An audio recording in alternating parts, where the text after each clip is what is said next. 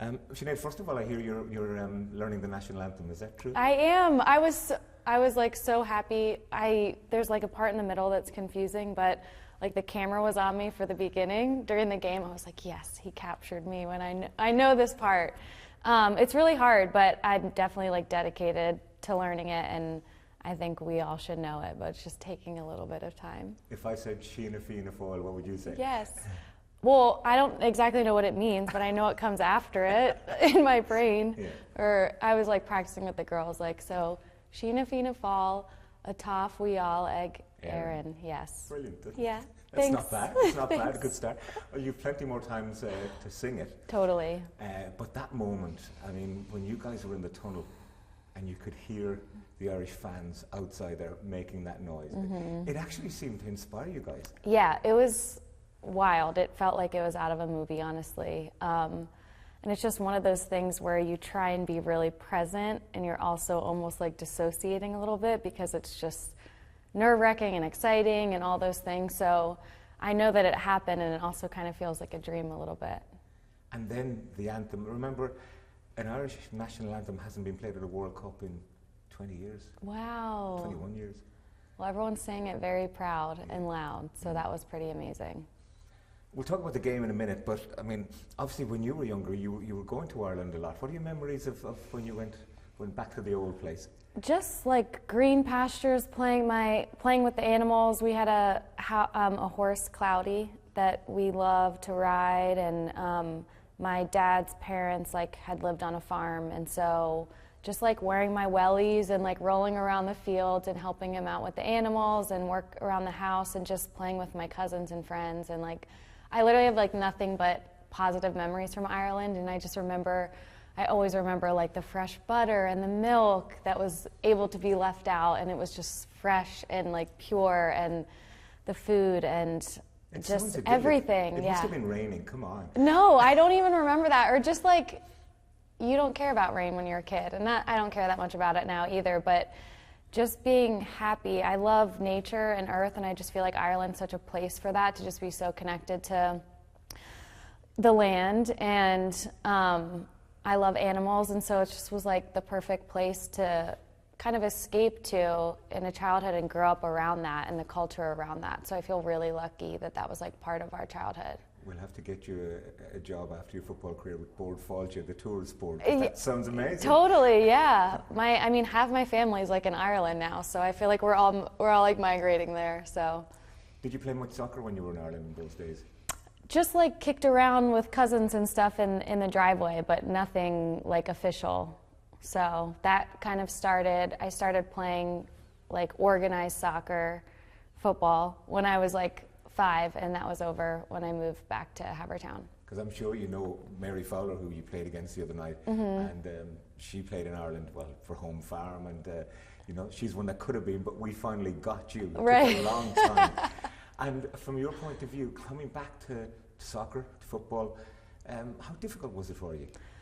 It was really difficult. It was kind of one of those things where I knew it was what I was meant to do, and I was led back to it, but it was like I knew how hard it was going to be, but it was just very difficult. It was just on every level, like physically the load was a lot, and there was like a shock to my body, and just like there's a lot of layers of like emotion, like just emotional stuff and mental stuff and anxiety and stuff there for me. So it was a lot of like battling with myself internally, I would say. And that's why I always say I'm just like so grateful, like for my faith, number one, but just for the people around me, because if it was just up to me, I wouldn't be here, because I would have just like quit like the first day probably. But I had so many people in support of me that just like kept me going, so I'm just really grateful for that. Yours is an extraordinary story, Sinead, and it's a story of redemption in many ways, isn't it? I mean, that you've come through what you had to do. Emotionally, how did you think you found the strength for that?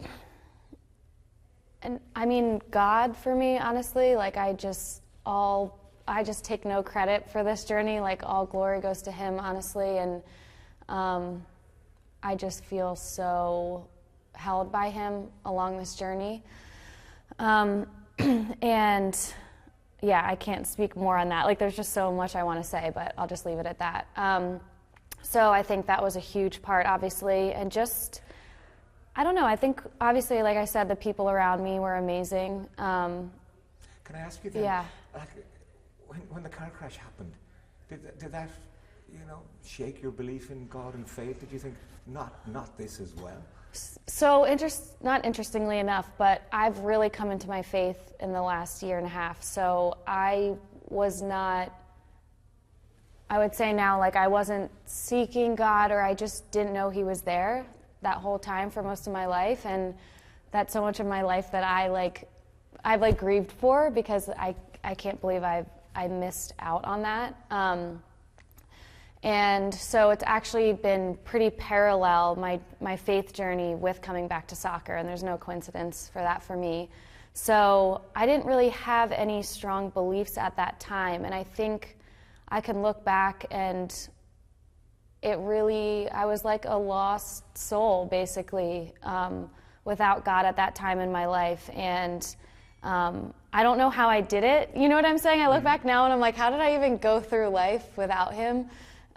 Without my faith, but I was trying to do everything myself, and that's really one of the biggest lessons that this whole journey has taught me, is just like relying on Him and relying on others, and really letting my ego die and letting my walls come down, and just really like asking for help, and just being like, I can't do this on my own, and I need help. And it's been the most humbling journey, and I'm like have so much further to go with that, obviously, but yeah, it's just been pretty incredible, the soccer-wise, obviously, but just like for who I am as a person and in my life and stuff. So.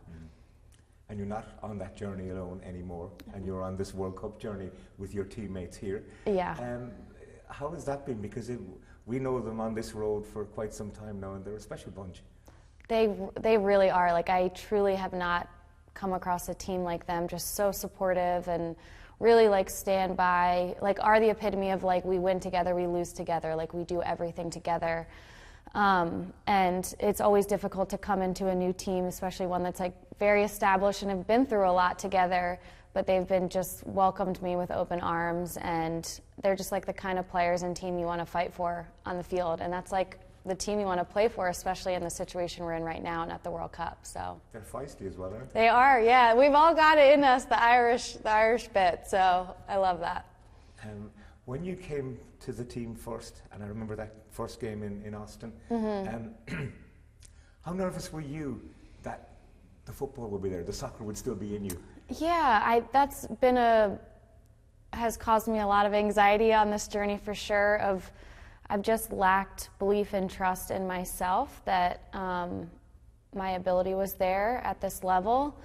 And that's something I still struggle with, definitely. But I think it just comes with time. Like, I wish I could have just told myself at that time, like, just give yourself grace and you're going to make mistakes. I just wanted to be, like, great, like, from day one that I came back. And this journey has been so vulnerable to me to be witnessed in not being great and making mistakes and wanting to do something, but my like body not being able to, or just like my speed of play not being there, my touch being off. And that's been really, really hard for me, but very good, very humbling. But your touch wasn't off that day against the USA. I know. I guess I have very high expectations, and I come from like a past of wanting to be perfect and stuff, so I would say from the outside, I think it's a different experience from what I'm experiencing internally. So I can logically be like, okay, it was fine, but I just, I have like way different expectations for myself, and they're not healthy or anything like that, so I'm definitely working on them. But I was happy with how the game went. Like, I think I'm just trying to see, just even on this whole journey of just like being proud of myself for overcoming and showing up, because sometimes it just feels hard to even show up and believe in myself to do that, and just saying like what I did has been enough, you know. Someone of your ability, though, you don't have to be perfect. I mean, good enough is more than good enough. Yeah. I'm trying to tell myself that, so thank you. What did you learn from the game against Australia? An amazing occasion, and in the end, you know, Ireland deserved a point. I know.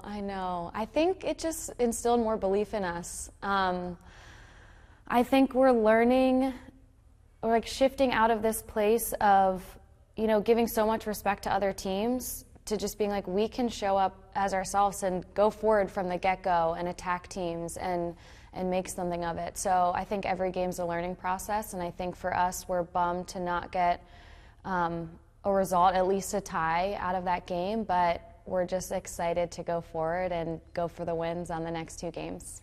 Did you have to console Marissa?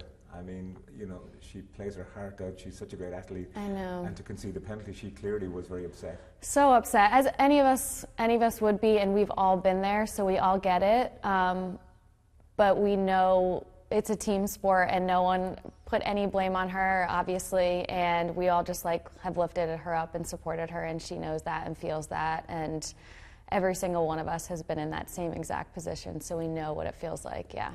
Canada, you know them well, I'm sure. You've been following them, Olympic champions, and you know they've multiple appearances at World Cups. They're going to present quite the challenge. It's a long way to go to Perth as well to take them on. I know. We're traveling so much. I don't understand. What your thoughts on Canada in particular? I'm more like, I'm excited. Like I'm definitely someone that puts less attention on who we're playing and more focus on us. And I think at this point, I just truly believe anything is possible. I believe in this team, and I know that if we come out the way that we can face anyone. So, yeah. And from your own point of view, in terms of managing your own fitness load, you know, is there 90 minutes in you in this tournament?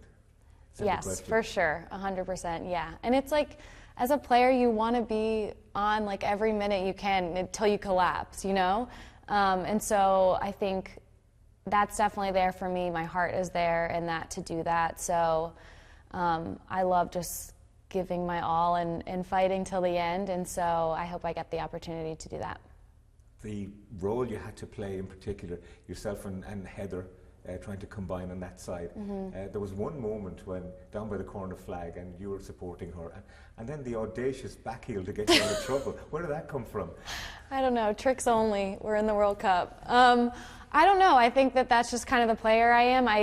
Maybe sometimes it's a lack of respect for like where you are in the field. Like, should you really do that in the defensive half? But I don't know. I felt like it was just going to get us out of the situation. I was problem solving, just playing instinctively, which is like really when I play my best. So I'm okay with it. We got the ball out, so it's okay.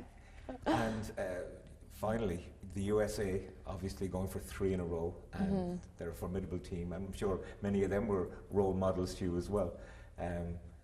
But it's an extraordinary tournament. Do you think they could do it? I mean, I truly think that like anyone can win at this point, and I just think that that's so amazing. I think there's been so much growth in women's soccer and in all the countries, and it's more exciting now than it's ever been because anyone can win. And I think in football as well, there's a level playing field sometimes, you know? And I'm just like excited. I really think anyone has the possibility of winning, so I'm excited to see who it is.